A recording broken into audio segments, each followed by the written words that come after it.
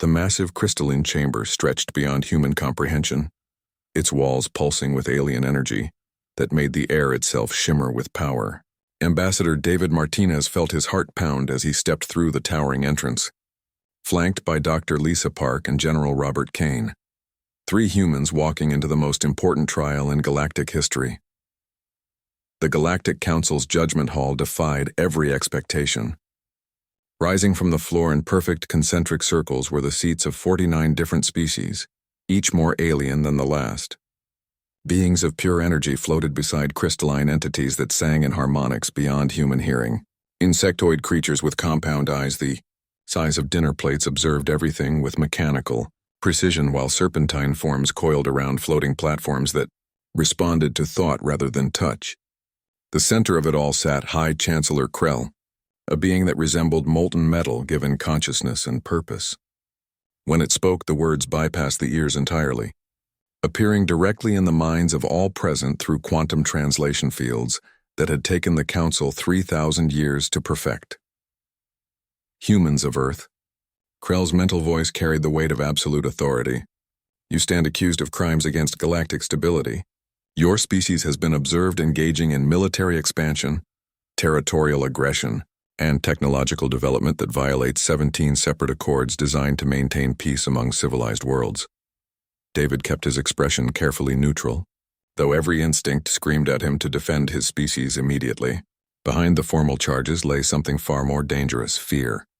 The Council had ruled the galaxy for millennia through careful control of technological advancement. Species that progressed too quickly found themselves facing mysterious accidents, economic sanctions, or outright military intervention. Counselor Vex, a towering creature with 6 arms and skin that shifted between purple and silver, gestured toward holographic displays that materialized in the air above the human delegation. Observe the evidence of human aggression. The first image showed Earth's solar system, but something was wrong.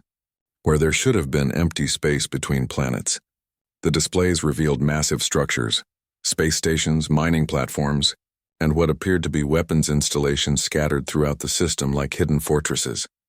Your species claims these are research facilities, continued Vex, his multiple arms weaving complex patterns that David recognized as signs of barely controlled anger. Yet our deep space sensors detect energy signatures consistent with planet-killing weapons. No species achieved such construction capability within 50 years of achieving spaceflight. Dr. Park stepped forward slightly, her scientific training overriding diplomatic protocol. Honored Council, if we might present evidence that your sensors are misinterpreting. Silence. The command came from Speaker Thane, whose jellyfish-like form pulsed with bioluminescent fury. Your species has not earned the right to speak unbidden in this chamber. You will observe the evidence of your crimes and prepare your defense accordingly. The second display showed recordings from Proxima Centauri, where human exploration ships had made first contact with alien patrols. But the footage revealed something that made several council members shift uncomfortably in their seats. The human vessels moved with impossible coordination, their formations too precise, their response times too fast. When 3 different alien patrol squadrons had attempted to intercept them, the human ships had outmaneuvered all of them, simultaneously using tactics that seemed to predict their opponents' moves before they made them. No recently spacefaring species demonstrates such tactical superiority, declared Counselor Zek, whose crystalline form resonated with harmonic frequencies that translated to deep concern. These maneuvers suggest extensive military preparation and combat experience against multiple opponents. General Kane's jaw tightened, but David caught his eye with the slightest shake of his head. Not yet, let them show everything first. The final display was the most damning. Energy readings from Earth itself showed power generation levels that spiked beyond anything in the Council's databases for a civilization of humanity's supposed technological level. The readings suggested capabilities that should have been impossible for a species that had achieved interstellar travel only decades ago. High Chancellor. Krell's molten form shifted in what David had learned was a gesture of grave decision. The evidence before this council indicates that humanity poses a clear and present danger to galactic stability. Your species has demonstrated aggressive expansion, superior tactical capabilities, and energy generation that exceeds classified council installations. The chamber fell silent except for the ambient hum of translation fields and life support systems. David felt the weight of countless alien eyes upon him, some compound, some multifaceted, some that existed in spectrums humans couldn't perceive. Every species present had faced this moment in their history, the moment when they discovered they were not alone, and more powerful civilizations would determine their fate. However, Krell continued, and David caught the subtle emphasis that suggested this had been planned, this council believes in proportional justice. You will be granted 72 standard hours to present a defense that adequately explains these anomalies. Failure to provide satisfactory explanation will result in the implementation of Containment Protocol 9, Containment. Protocol 9. David had studied the Council's historical responses to perceived threats. It wasn't just isolation, it was active suppression.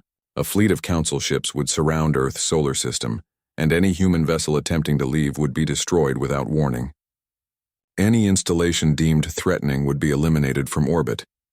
But as he prepared to respond, David allowed himself the smallest of smiles. The Council had made a crucial assumption. They believed what they were seeing represented the full extent of human capabilities. They had no idea what Earth had really been preparing for.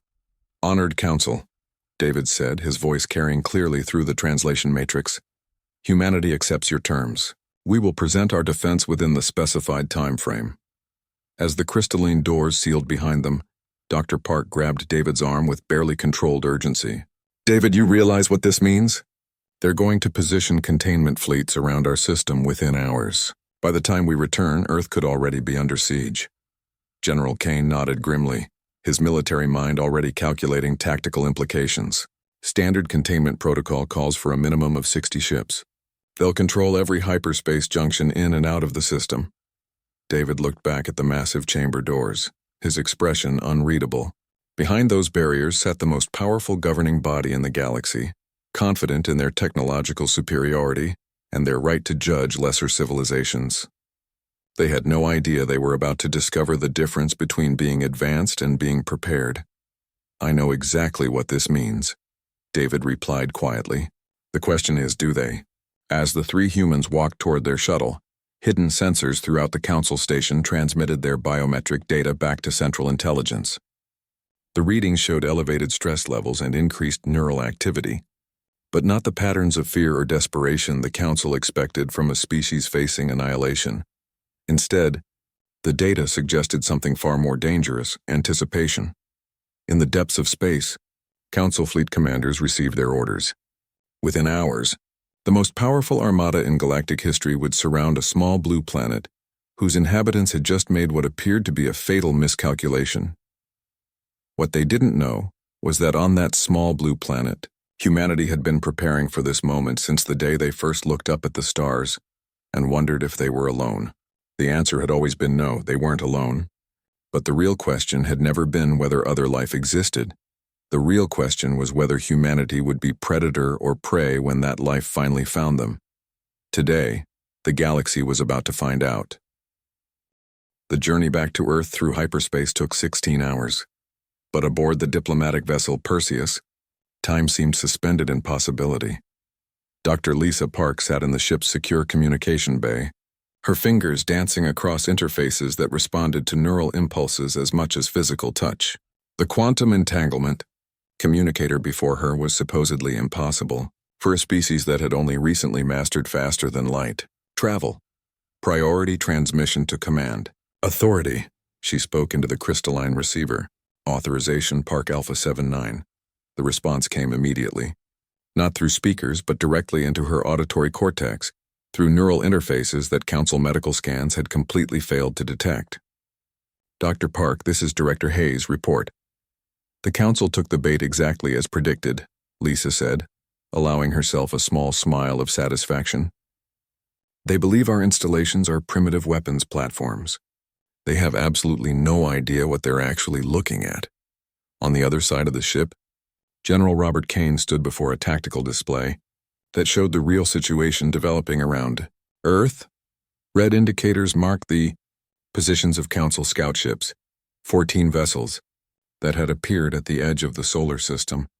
Within hours of the hearing, Yellow traces showed the approach vectors of what appeared to be a standard containment fleet, moving into position. Command, this is Kane. Council fleet deployment proceeding exactly as our strategic models predicted. 62 ships in standard containment formation. They're positioning themselves at all the traditional intercept points. Ambassador David Martinez joined them in the secure chamber, his diplomatic facade replaced by something harder, more focused. The weight of what they were about to do settled on his shoulders like a mantle of destiny. Patch me through to the president. The secure channel opened with quantum encryption that would have taken the council's best computers millennia to crack. President Maria Santos's voice filled the chamber with quiet authority. David, I've been briefing the Security Council. The entire world is watching. Are you absolutely certain about this course of action? David nodded, though he knew she couldn't see him through the audio-only connection. Madam President, the Galactic Council has made their intentions crystal clear. They view humanity as a threat to be contained, not a civilization to be welcomed. If we submit to their containment protocols, we'll be trapped in our solar system forever, assuming they don't eventually decide we're too dangerous to be allowed to exist at all. And our response? We show them exactly how dangerous we really are.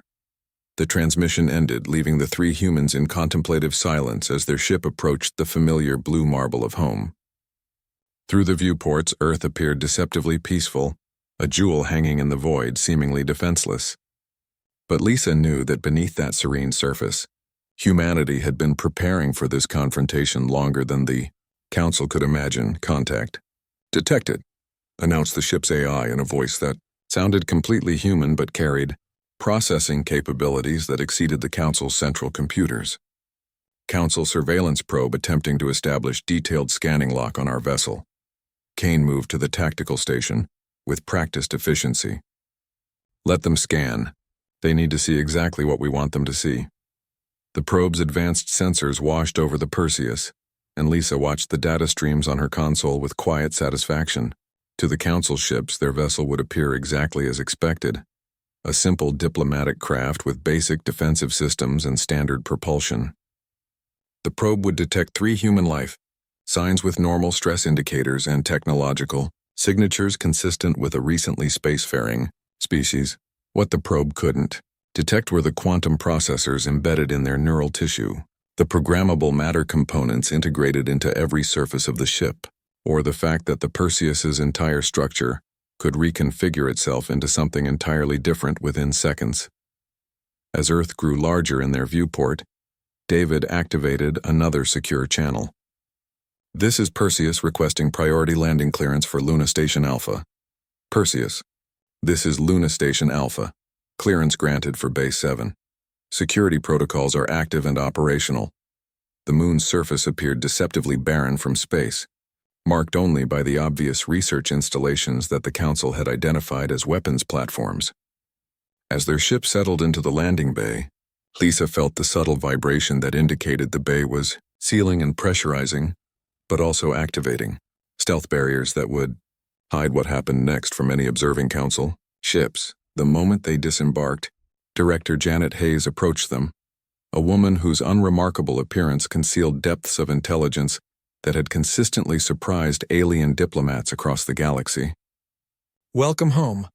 We have a situation developing faster than our most aggressive timelines anticipated.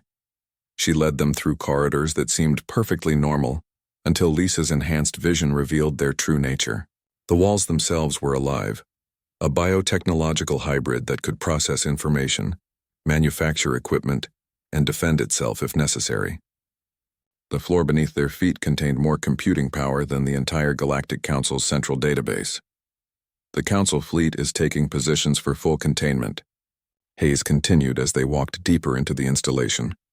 But our deep space monitoring network has detected something else.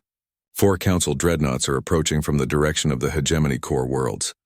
Kane stopped walking abruptly. Dreadnoughts? For a simple containment operation? That's massive overkill. Exactly. Which suggests that certain members of the Council have already decided humanity is too dangerous to simply quarantine. They're preparing for a preemptive strike. They entered a vast chamber that existed in direct contradiction to the moon's known structure. It should have been impossible for such a space to exist without being detected by orbital surveys. The chamber housed something that would have redefined galactic civilization's understanding of military technology. A perfect sphere of crystalline material, suspended in a field of pure, controlled energy. Project Starfall. Hayes said simply. The real reason we've been building installations throughout the solar system. Lisa approached the sphere with scientific curiosity mixed with healthy caution. It's beautiful, and absolutely terrifying.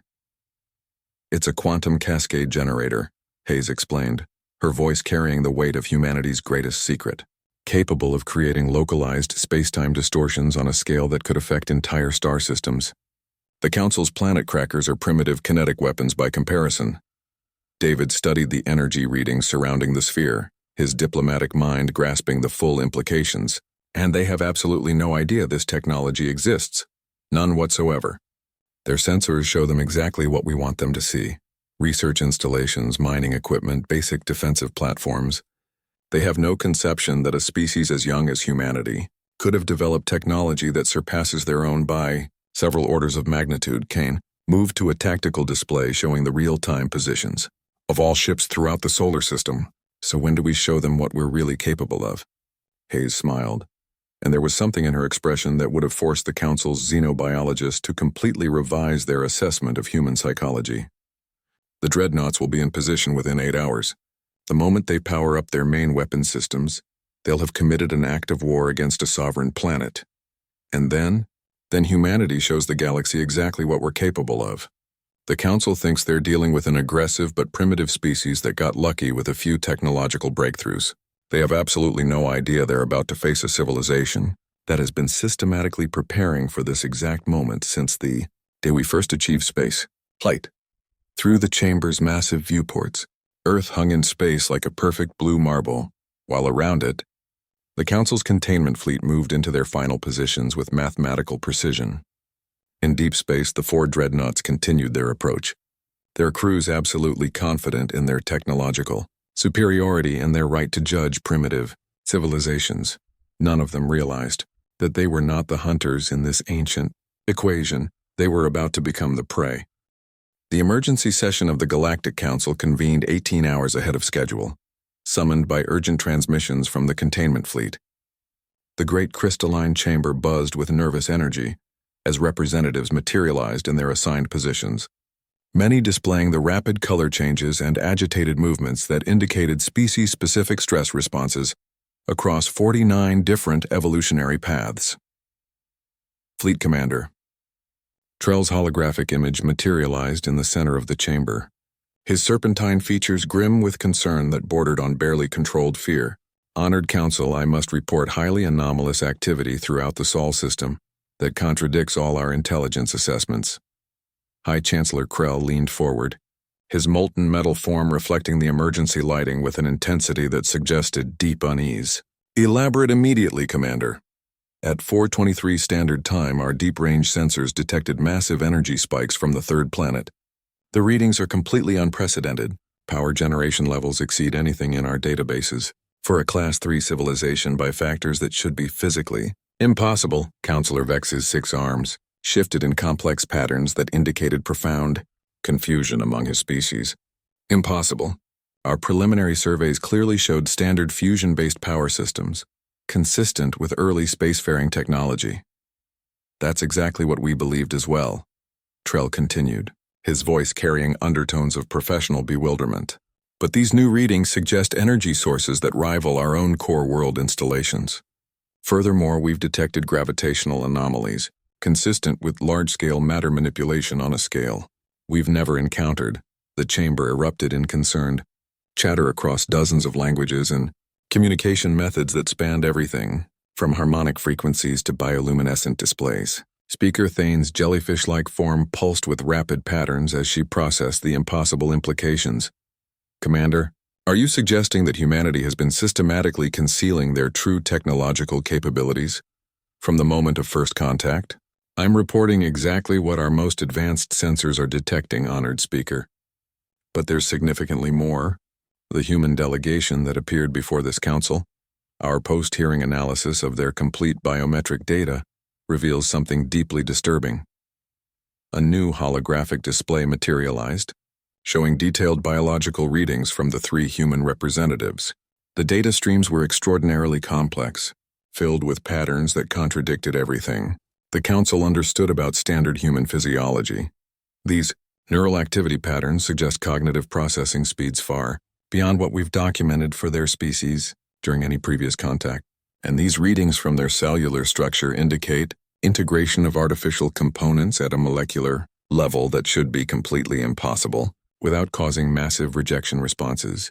Dr. Yilden, the Council's chief xenobiologist, studied the data with growing alarm, her tentacles writhing in patterns that indicated scientific disbelief. This suggests extensive biological augmentation using technology we've never encountered. But our most advanced medical scanner showed absolutely no signs of artificial enhancement, which implies, Trell said grimly, that their technology is advanced enough to completely fool our scanners. Every assumption we've made about human capabilities may be fundamentally wrong. The chamber fell into shocked silence, except for the ambient hum of life support systems and translation matrices. The implications were staggering beyond comprehension. If humanity had been concealing their true capabilities from first contact, then everything the Council thought they knew about Earth was based on carefully crafted deception. High Chancellor Krell activated the primary communication array with movements that betrayed deep concern. Commander, what is the current tactical status of your containment operation? All 62 vessels are in position with complete coverage of all traditional hyperspace exit points from the Sol system. However, Trell hesitated in a way that suggested what he was about to report challenged his understanding of reality. Honored Chancellor, I strongly recommend immediate reinforcement of our position. If these readings are accurate, humanity may possess capabilities that exceed our initial threat assessment by several orders of magnitude. Reinforcement has already been authorized, Krell replied with the weight of absolute authority. 4 dreadnoughts are currently en route to your position. Upon their arrival, you are authorized to implement Containment Protocol 12. Several representatives shifted uncomfortably at the mention of Protocol 12. It wasn't merely quarantine or even active suppression. It was preemptive elimination of any technological installation that posed a potential threat, followed by complete planetary isolation. There's something else, Trell added, his image flickering as the transmission strengthened. We've been monitoring human communications throughout their system, and we've detected coordination patterns that suggest extensive preparation. Whatever they're planning, it appears to have been in development for a considerable period. Counselor Zek's crystalline form resonated with harmonic frequencies that translated to deep strategic concern. How long do you estimate? Based on the infrastructure we're detecting throughout their system?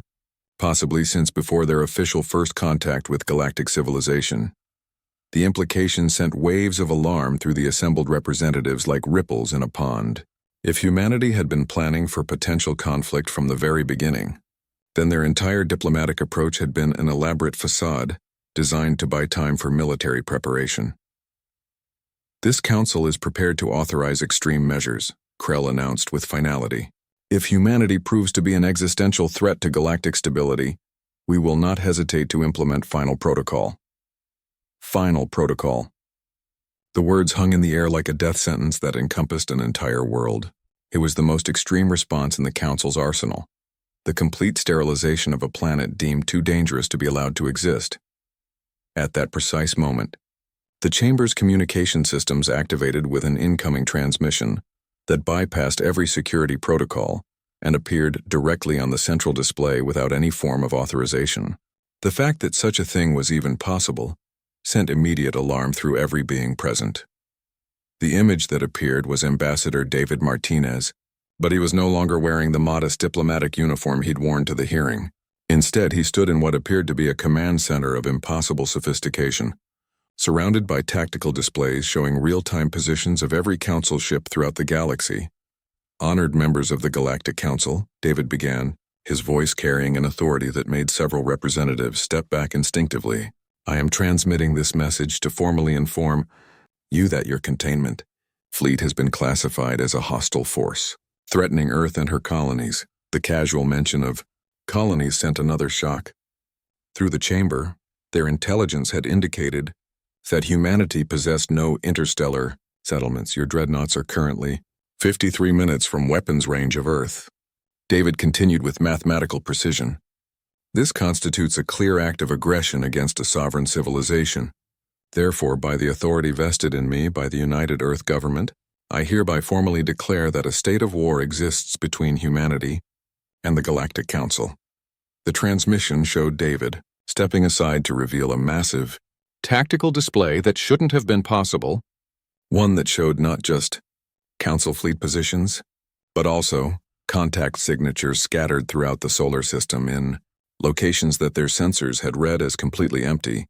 Space, you believed you were containing a primitive species that had overreached its boundaries, David said with a smile that somehow managed to be both diplomatic and predatory. You were fundamentally wrong. Humanity has been systematically preparing for this moment since we first realized we were not alone in the universe. What you see on your sensors represents what we've chosen to allow you to see. Commander Trell's voice crackled over the communication system with barely controlled panic. Honored Council, we're detecting massive energy signatures throughout the Sol system. Ships are appearing where our sensors showed nothing but empty space. I'm reading contact signatures that exceed our classification parameters. On the display, David's expression became coldly serious. The quarantine is formally rejected. Your fleet will withdraw immediately, or face the consequences of continuing an unprovoked act of war against Earth. The transmission ended abruptly, leaving the council chamber in stunned silence that seemed to stretch across eternity. Speaker Thane was the first to recover, her bioluminescent displays flickering with patterns of complete disbelief. This is absolutely impossible. How could they have hidden an entire fleet from our most advanced sensor technology?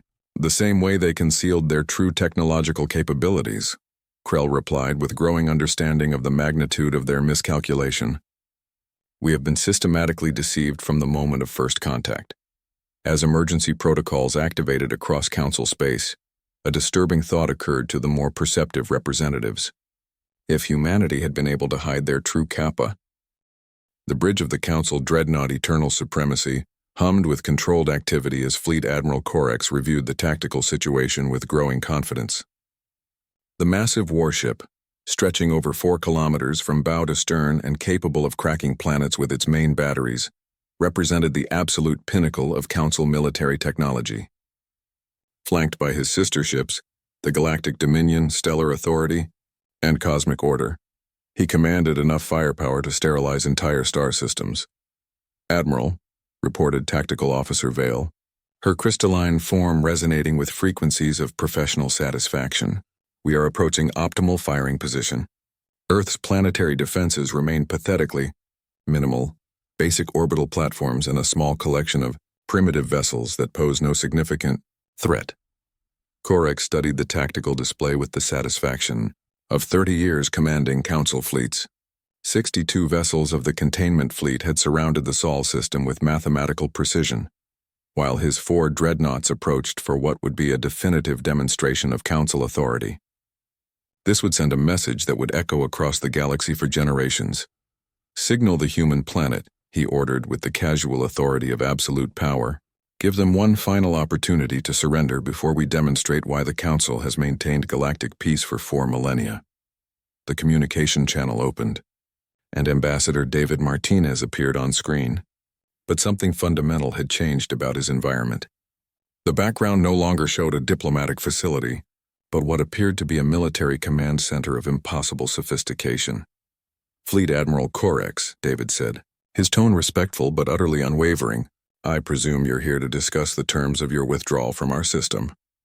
Human, Corex replied, his voice carrying the absolute authority of 25 successful planetary pacifications. You face 4 dreadnoughts and 62 support vessels. Your world will surrender immediately, or we will demonstrate exactly why the Council has never failed to maintain galactic stability. David nodded thoughtfully, as if considering a purely academic problem. Admiral, before you make any decisions you might later regret, I want you to understand something fundamental about humanity. We have a saying, it's not the size of the dog in the fight, it's the size of the fight in the dog. Primitive philosophy will not protect you from the reality of superior firepower, Corex sneered, his confidence absolute. You have exactly 30 seconds to signal your complete surrender.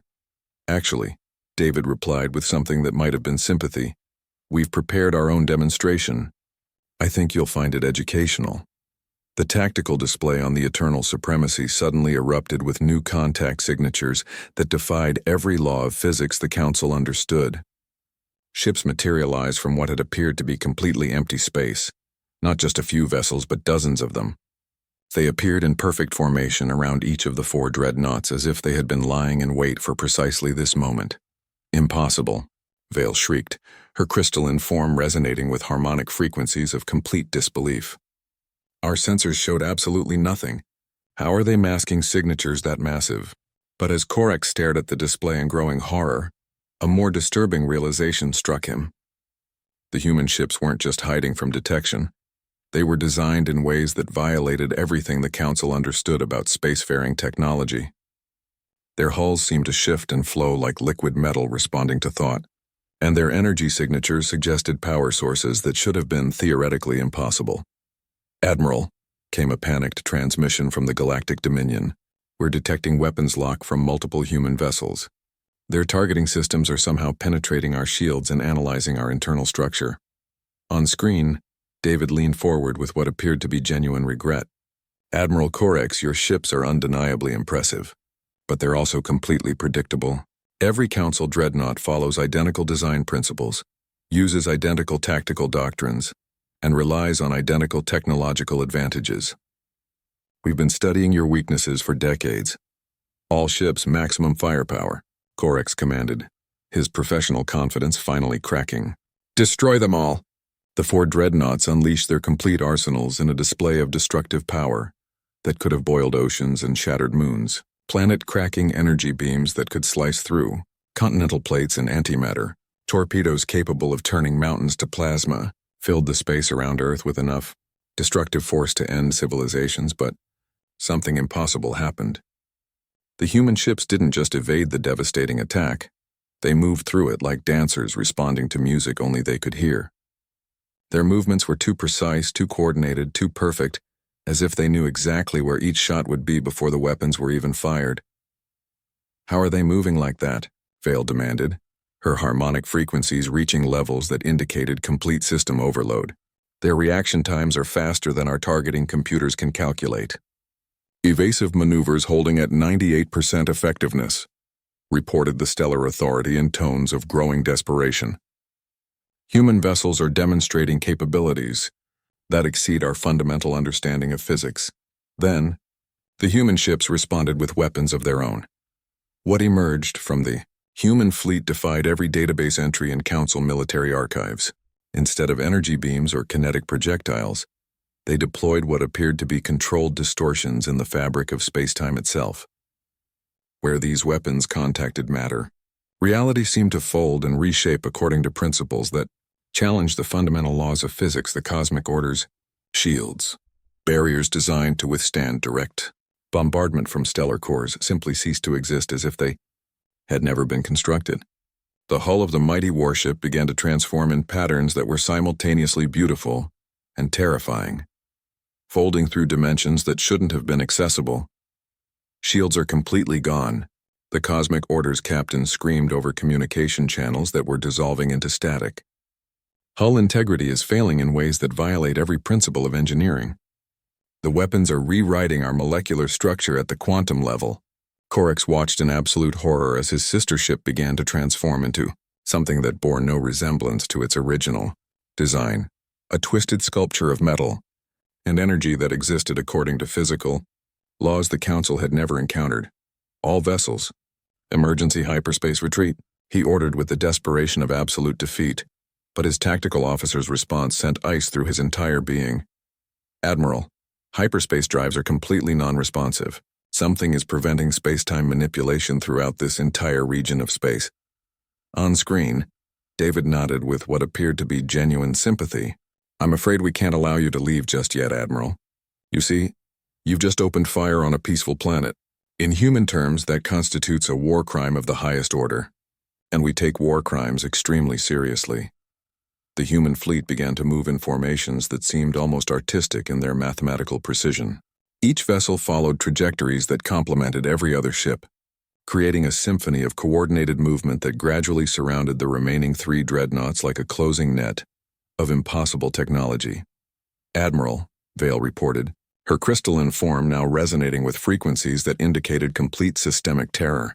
"The human vessels are beginning to emit some form of field that's interfering with our basic systems. Our computers are starting to rewrite themselves." Indeed, across all 3 remaining ships, control surfaces became unresponsive and display systems began showing information in languages that had never existed. But it wasn't simple electronic interference. The ship's fundamental operating principles were being transformed at levels that challenged basic understanding. "This is absolutely impossible," Corex whispered, his confidence completely shattered. "No species develops technology this advanced without leaving traces in their development history." David smiled with something that might have been sadness. "That's where you made your critical miscalculation, Admiral. You assumed we developed this technology after making contact with galactic civilization. The truth is far more disturbing. Humanity has been preparing for hostile contact with technologically superior alien civilizations since we first achieved spaceflight. Every system we built, every weapon we designed, every defensive measure we implemented, all of it was based on the fundamental assumption that we would eventually face opponents who viewed us as a threat to be eliminated." The communication display showed David gesturing to tactical readouts that revealed the true scope of human preparation, not just the ships surrounding the dreadnoughts, but installations throughout the solar system that had been completely invisible to the most advanced sensors in galactic civilization. "You see, Admiral, humans possess one critical advantage that no other species in your experience has ever demonstrated. We are fundamentally paranoid. We plan for worst-case scenarios and then prepare for situations to become significantly worse than our most pessimistic projections. When you first made diplomatic contact with Earth, we had already been systematically." So after the defeat of the dreadnoughts, the Galactic Council chamber had transformed from a center of absolute authority into a nexus of barely controlled chaos.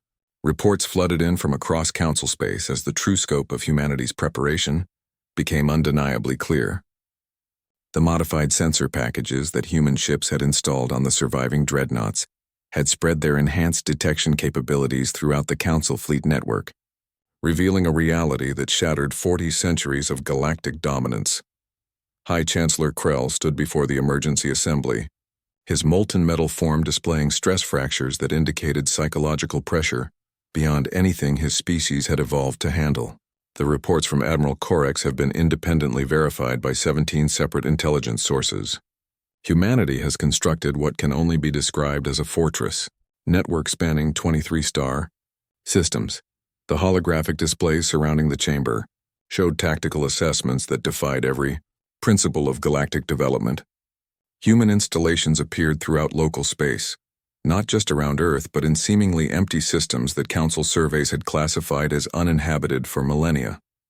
Each installation demonstrated technology that exceeded Council capabilities by factors that challenged fundamental understanding. Dr. Yilden, her tentacles writhing with distress patterns that indicated complete scientific breakdown, accessed xenobiology databases with trembling appendages.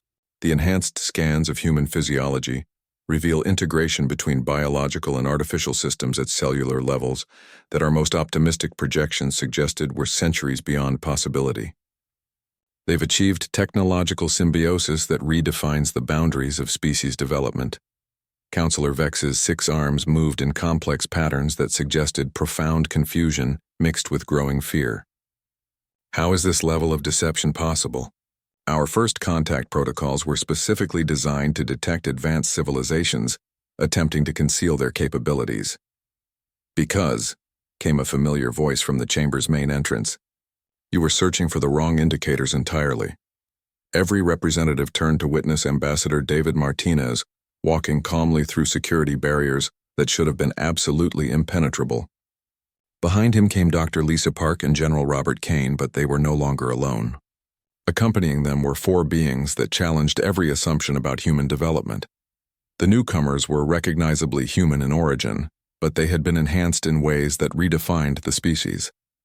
Their eyes held depths that suggested processing capabilities far beyond organic limitations, and their movements carried precision that spoke of perfect integration between biological consciousness and artificial capability. Honored Council, David said, his voice carrying easily through the vast chamber without any technological amplification. I present Director Janet Hayes, whom you've met through communications, along with Dr. Michael Ross, our Quantum Systems Coordinator, Admiral Rebecca Shaw, Commander of Earth's Stellar Defense Force, and Dr. Amanda Chen, our Diplomatic Integration Specialist. Impossible, Speaker Thane pulsed, her bioluminescent form displaying patterns of complete system overload. Our security systems would have immediately detected any unauthorized presence in this chamber. Dr. Ross smiled, and when he spoke, his words seemed to originate from multiple points throughout the chamber simultaneously. Your security systems detect exactly what we permit them to detect. We have maintained continuous presence in this chamber for every session since official first contact was established. The implications sent shockwaves through the assembled representatives that transcended species boundaries. If humans had observed every council deliberation without detection, they possessed access to every strategic discussion, every tactical assessment, every classified evaluation of human capabilities, and every secret plan for dealing with potential threats. You've been systematically spying on our most secure proceedings. Krell accused with authority that no longer carried its previous absolute confidence. We've been gathering intelligence on a civilization that has destroyed 19 species for the crime of developing too quickly, Admiral Shaw corrected with military precision. Your own historical records clearly document these eliminations. Humanity simply chose not to become number 20. Dr. Park activated devices that projected comprehensive displays throughout the chamber. What you're observing now represents a complete tactical assessment of Council military capabilities across the entire galaxy.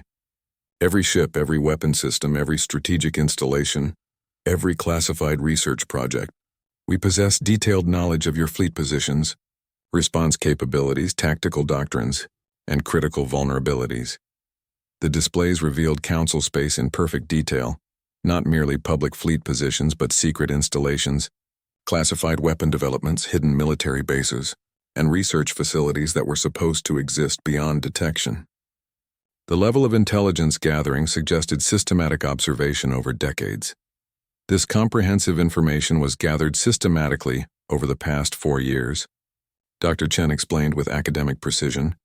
Our quantum reconnaissance systems are undetectable by current Council sensor technology and capable of transmitting data instantaneously across unlimited distances through dimensional manipulation.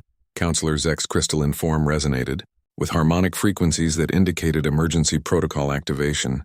This represents an unprecedented violation of galactic sovereignty on scales never before encountered. The Council demands immediate. The Council is in absolutely no position to demand anything, David interrupted with quiet authority that somehow carried more weight than centuries of galactic dominance. You are facing a civilization that has systematically prepared for potential conflict with galactic powers for over 150 years. Your available options are fundamentally simple. Negotiate a peaceful transition, or be forcibly replaced. The word replaced hung in the chamber atmosphere like a threat that encompassed the entire structure of galactic civilization. Speaker Thane's bioluminescent displays flickered with rapid patterns that indicated species-wide alarm responses. You cannot threaten the fundamental stability of galactic civilization. We're not threatening stability, Director Hayes said with calm certainty. We're offering to establish actual stability for the first time in galactic history.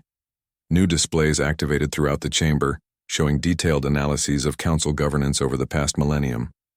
Economic inefficiencies, resource distribution failures, systematic suppression of technological advancement, and documented elimination of species that demonstrated excessive potential for development. The Galactic Council has maintained order through systematic fear and technological suppression, Dr. Park continued, her scientific training evident in every word. You've created a deliberately stagnant civilization where innovation is actively discouraged and emerging species are eliminated before they can challenge existing power structures. Humanity proposes a fundamentally different approach to galactic governance. Admiral Shaw stepped forward with military bearing that suggested absolute confidence in superior position. We call it the Cooperative Development Protocol. Instead of suppressing emerging civilizations, we actively assist them in developing their full potential. Instead of hoarding advanced technology among established powers, we share critical developments with species capable of using them responsibly. Instead of maintaining order through fear of elimination, we establish leadership through demonstrated competence and mutual benefit. High Chancellor Krell's form brightened as he processed implications that challenged 4,000 years of established procedure. You're proposing to completely replace council authority with human leadership across the galaxy. We're proposing to replace an obsolete system of suppressive control with cooperative development that actually produces beneficial results. David corrected. Humanity will serve as coordinators and facilitators, but every species will maintain proportional representation based on their constructive contributions to galactic civilization rather than their military capabilities. The chamber erupted in protests, threats and demands that spanned dozens of languages and communication methods, but Dr. Ross simply gestured with casual precision, and all sound ceased completely, not muffled or reduced, entirely absent as if the fundamental concept of acoustic vibration had been temporarily suspended throughout the space. When he permitted sound to return, his words carried authority that transcended political structures. The transition will commence immediately. All council fleets will report to designated coordination centers, where they will be upgraded with improved technology and retrained in cooperative defense tactics. All suppressed technological research will be released to appropriate species for beneficial development. Economic resources will be redistributed according to actual need and constructive contribution, rather than political influence or military dominance. And if we refuse complete cooperation? Krell demanded with what remained of his previous authority. Then you will discover precisely why humanity invested over a century in systematic preparation for this exact moment, Admiral Shaw replied with military direct.